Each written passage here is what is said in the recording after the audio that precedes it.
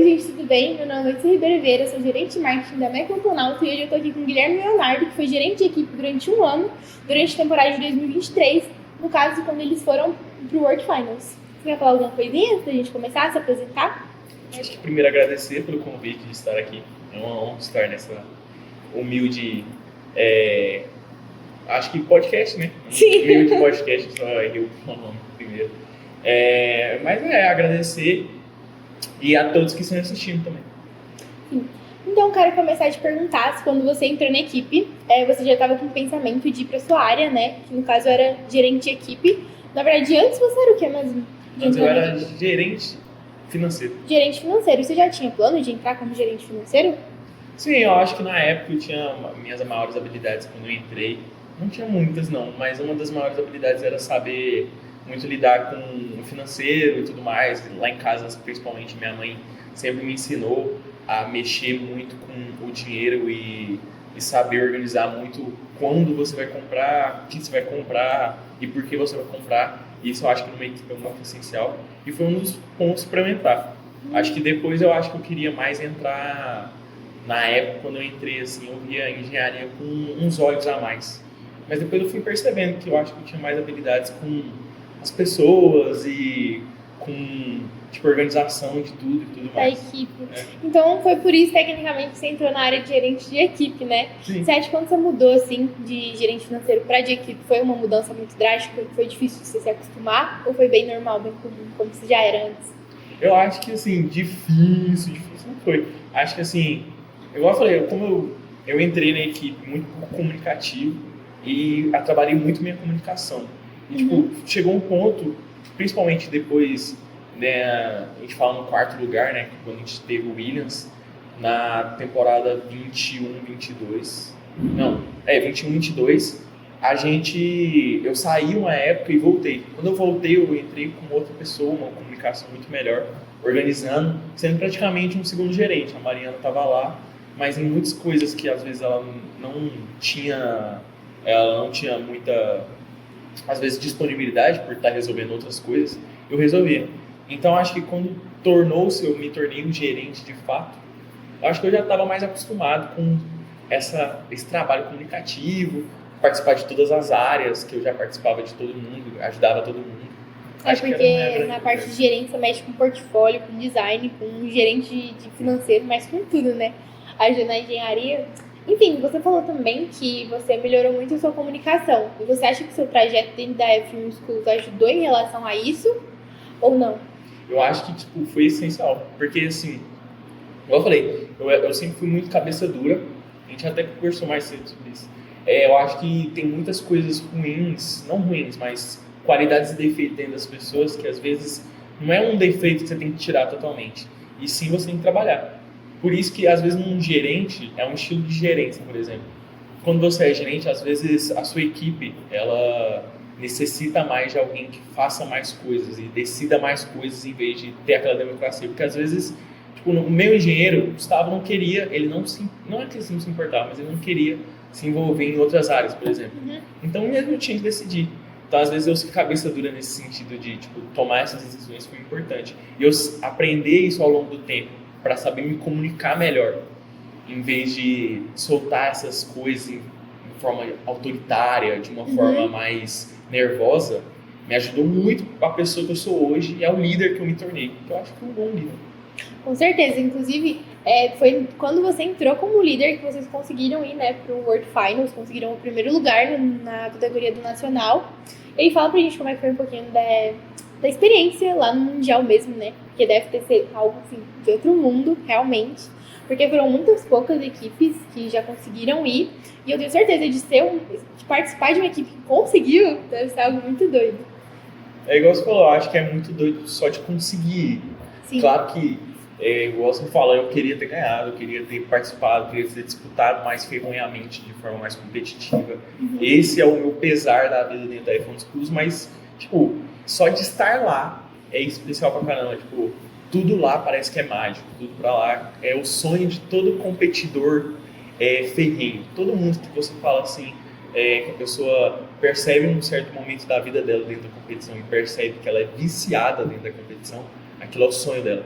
É como se você lesse Harry Potter do começo ao fim, fosse um fã e tivesse no Wizard World, lá na Disney. É exatamente essa sensação. Parece que você está vivendo aquilo da forma mais bruta e mais gostosa. Realista, né? Com certeza. Aí vocês ficaram em 26º, né, do Nacional. E como você acha que as outras equipes que estão iniciando podem fazer para conseguir, tipo assim, ir evoluindo para chegar num nível desse? Você acha que precisa ser mais se inspirar em outras equipes ou seguir o seu próprio caminho, assim? Eu acho que, assim, eu acho que isso é muito importante também. Acho que as duas coisas, um pouco das duas, é muito importante. Por quê? Você tem que seguir o seu próprio caminho, você tem que ser independente. Eu vi ao longo da minha história, dentro das equipes, principalmente no Nacional, que copiavam muito.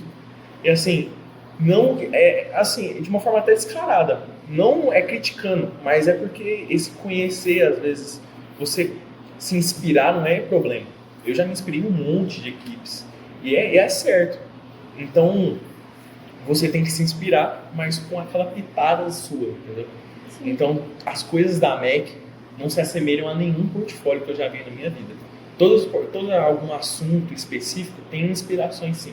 Mas quando você pega o todo, o portfólio da MEC é único. Como o portfólio, às vezes, da Spark foi único, o portfólio da Polkadot foi único. Porque você vê que são grandes equipes. Claro que, gosto falando, elas se inspiraram. Não é como se a gente não se inspirou na Hydron, na Aurora ou na Constellation, que é até do nosso lado no pitch do Mundial. No Mundial. E, tipo, não é como se a Polkadot não se inspirou em ninguém ou a Spark não se inspirou em ninguém, mas são casos de equipes que se inspiraram, mas criaram algo único. Então, eu acho que é um pouquinho dos dois. Você fazer mentorias, principalmente no início, é muito importante você pegar mentoria com alguém. As pessoas de fora lá, principalmente, tem muita equipe muito de boa. E as equipes inglesas, principalmente, são muito tranquilas. Equipes alemãs também. E aqui no Brasil também, todo mundo, eu acho que hoje chegou ao ponto que tá todo mundo bem tranquilo, né? Sim. Inclusive, uma coisa que é muito legal, tipo, de comentar, é porque você ficou 3 anos na mesma rotina diariamente, né? E pra mim, que eu tô há, tipo, 6 meses, ainda tá bem difícil conseguir se acostumar nessa rotina, tipo, acordar às 5 da manhã, chegar em casa só 6 horas. 6 horas da tarde, a gente sai daqui todos os dias. Então, depois que você saiu da equipe, você acha que tá sendo melhor, pior? Como você tá fazendo pra se acostumar a uma rotina mais tranquila, entre aspas? Eu acho que, tipo, é diferente. Acho que é muito diferente o jeito que você se motiva até. Porque quando você tá na equipe, você se motiva todos os dias a acordar e fazer o seu melhor para você se melhorar a cada dia. Esse é da minha cabeça, e melhorar a cada temporada, por exemplo, e tudo mais. Mas a partir do momento que você sai, você tem outros objetivos de vida, mais profissionais, mais sérios até. Não que competição não seja séria, eu levei isso a sério ao ponto de, sei lá, abandonar viagens incríveis e abandonar, às vezes, até amizades. Mas você pega uma coisa que, tipo, hoje eu percebo que o que eu tô fazendo agora, o que eu tô fazendo literalmente hoje, depende daqui um ano vai refletir isso. Então, são coisas que impactam mais na minha vida. Eu acho que isso que torna a diferença, essa motivação diferente. E até mesmo a procrastinação de, tipo, na equipe, meio que quando você tá com a galera te motiva. Sim. Quando é você sozinho, você tem que se motivar de uma forma. Eu acho que a equipe ajudou eu a entender mais isso. Mas é diferente, é totalmente diferente esse tipo de trabalho. Sim, você falou também que o que você está fazendo agora com certeza vai te influenciar daqui muitos anos. E você acha que isso também entra em relação à sua profissão que você vai escolher? Você acha que a MEC te ajudou a escolher uma determinada profissão? Tipo assim, quando você entrou, você estava com uma coisa na cabeça, e quando você saiu, você estava com outra, por influências que você sofreu durante esses 3 anos? Com certeza. Eu acho que quando eu entrei na MEC, eu nem sabia o que eu ia ser. E, tipo, isso durou até a primeira visita na Porsche Cup, que foi, tipo, o divisor de águas. Quando eu vi aquilo, foi, eu acho que há 2 anos atrás, eu falei, caraca, muito louco esses caras que viajam o Brasil todo. Claro que tem muitas coisas, mas eu acho que sentia muito do que eu vivi na MEC, em termos competitivos, em termos de experiência, em termos de conhecer pessoas novas, culturas novas, a cada vez que você viaja, cada vez que você conversa. Então eu senti muito disso nas competições automobilísticas. E hoje, tipo, o objetivo principal eu acho que é isso. Claro que se eu não for para essa área, eu vou para uma área mais parecida com engenharia mecânica, com mecânico, mexer com carro. Eu acho que a MEC foi primordial para eu hoje, sei lá. Mexer com essas coisas, sim. Outra coisa que é legal a gente comentar é que agora, né, é obrigatório todas as apresentações do Nacional serem em inglês. E aí você foi pro World Finals, então você viveu ter que fazer as apresentações em inglês. Então você tem algumas dicas, assim, pra gente poder aprimorar o inglês, pra gente conseguir falar lá na frente com menos nervosismo, porque eu acho que com certeza você vai bater um nervosismo muito forte. Porque, por exemplo, quando você tá apresentando aqui, você já decorou suas falas, mas aqui na escola é uma coisa. Agora lá, na frente dos juízes, onde o seu prêmio, o seu futuro depende daquilo, deve ser muito difícil, né? Então, tipo assim, o que você faz pra se manter mais relaxado e tal? Eu acho que, assim, nos meus 3 anos eu sempre fiquei nervoso. Mas, quando eu apresentei pela terceira vez, que foi em inglês no Mundial, eu apresentei no Nacional, que fez a gente ganhar por 20 pontinhos ali no Open e no Mundial. Tipo, eu percebi que quando eu entendi o que eu estava falando, mesmo que seja em inglês, mesmo que você não entenda, principalmente no Nacional, eu tinha muito mais dificuldade. Na World Finals, eu ainda tinha dificuldade em entender muitas palavras de vivenciar o inglês de certa forma, mas ainda assim eu compreendia a maioria. Mas ainda assim, no Nacional, foi essencial em entender o que eu estava falando. Tipo, quando eu entendi, às vezes o Junão ele fez muito de a gente apresentar em português primeiro, depois em inglês. Então a gente entendia o que a gente estava falando. Acho que é muito melhor. E você pegar certas frases e tudo mais, porque mesmo se você erra, você consegue, querendo ou não, ir pro sentido. Sei lá, eu tô falando de carro. Eu sei que eu tô falando da pintura do carro. Então eu sei que eu tenho que falar carro, eu tenho que falar car, eu tenho que falar color, eu tenho que falar red, porque o carro é vermelho. Então eu tenho que falar isso. Então a partir desse momento, eu entendi o que eu tenho que falar. Como eu vou falar, aí você tem que memorizar. E para ficar nervoso, eu acho que na competição é alguma coisa muito louca. Porque no World Finals, a gente, nos últimos dias, antes da apresentação verbal, que é a mais importante, na World Finals a gente não apresentou mais nenhuma, porque o resto foi proibido. Na apresentação verbal, nos últimos dias a gente estava errando muito, tipo muito, e até se xingando muito, porque tipo, a outra errava, atrapalhava e vai, não sei o que. Chegou na hora, parece que tudo fluiu, tudo é perfeito. E eu acho que em toda a história da MEC foi assim. Eu acho que quando você tá tão dedicado àquilo e memorizou já, às vezes você erra um pouco antes da apresentação. E não se culpe, porque, tipo, não tem que se culpar, porque às vezes é só nervosismo. Mas na hora parece que dá certo. Sim. Inclusive, o método de avaliação do World Finals é muito diferente do Nacional? Ou tipo, segue a mesma linha? Eu acho que, assim, o do World Finals segue muito diferente, não no sentido de avaliação. Claro que é muito mais criterioso, isso é fato, porque estão as melhores equipes do mundo. Mas uma coisa que pega muito é o inglês. Não em inglês, mas as perguntas e respostas. Quantos juízes a gente viu lá, a gente chegou na avaliação, o juiz ele não leu totalmente, ele não aprofundou totalmente no portfólio. Até porque eu entendo, ele tinha 70, eu acho que é 60 equipes para avaliar. Então, assim, não tinha como. Então, a pergunta e resposta é algo que é muito mais importante que até mesmo o portfólio. Tipo, muito mais. Até que a gente pecou muito nisso.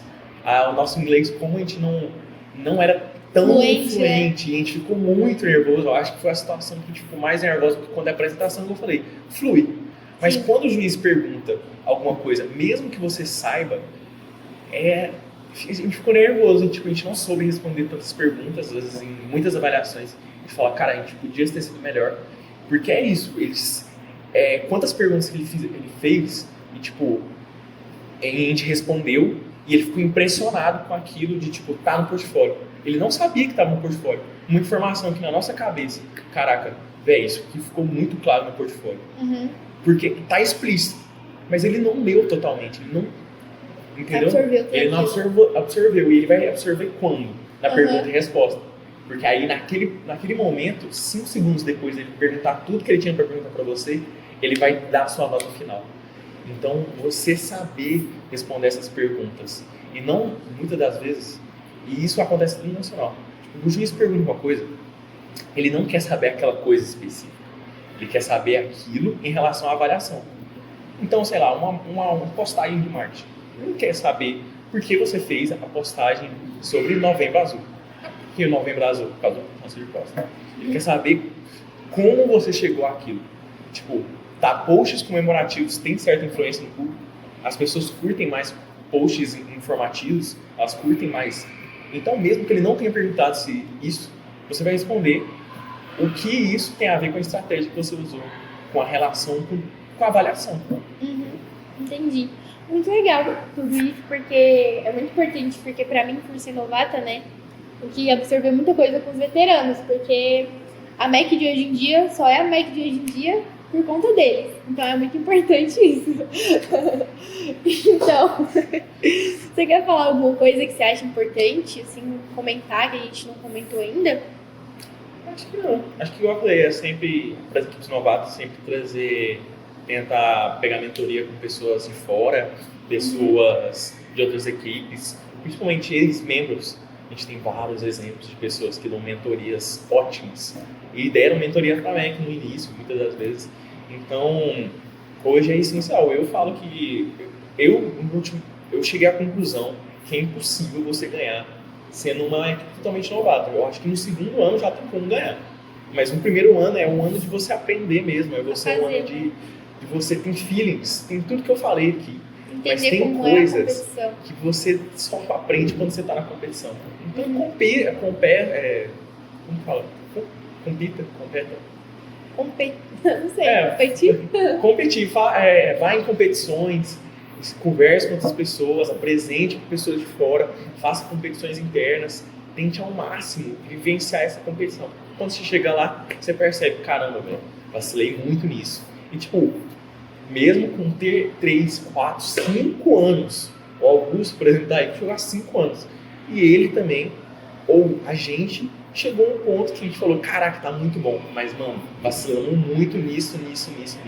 E você só percebe isso quando você tá na competição. Sim. Fora você não percebe.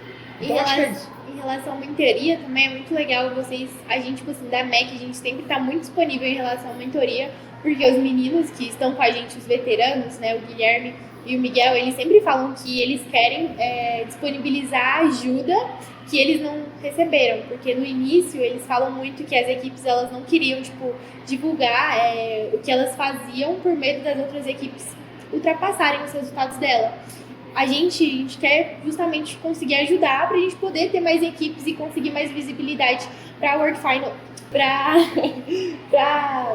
FU Schools brasileira, pro Brasil mesmo, sabe? Então, qualquer dúvida que equipes novatas, ou não novatas também, tiverem, a MEC tá sempre disponível caso queira marcar uma conferência, alguma coisa assim. E é isso, você não quer falar mais nada? Então é isso, gente. Muito obrigada por assistir até aqui. Tchau, tchau!